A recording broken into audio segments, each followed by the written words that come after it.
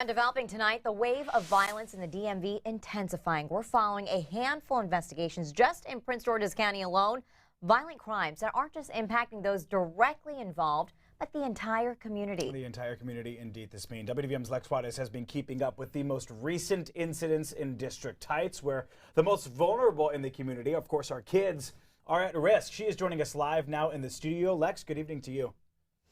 Yeah, that's right, guys. Well, violence in the DMV, it's happening more often. You can see it right here on this map 3 times in about a week where violence has wreaked havoc on the District Heights community. Well, let's start with what we saw just a few hours ago. Kids were getting home from school, being dropped off at the bus stop when bullets started flying, dozens of them.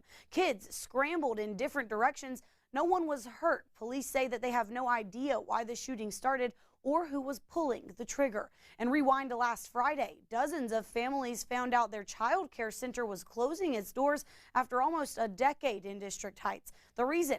An uptick in violent crime and a lack of security. Well, this not only impacts parents who have to find new care, but young kids who are so accustomed to their everyday routine, and now they have to adjust to new ones. And kids aren't only being uprooted out of their day-to-day routines, but even at home. Take a look at this. They're having to look over their shoulders. Just a week and a half ago, kids playing outside after school when 2 cars pulled up. Gunmen opened fire and shot multiple times into the crowd. A 14-year-old and a 4-year-old were hit in that shooting, and a small dog shot right in the head.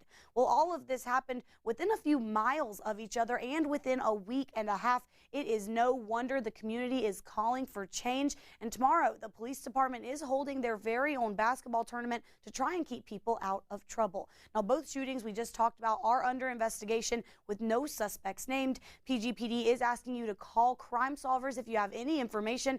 That number is on the bottom of your screen. It's 1-866-411-TIPS.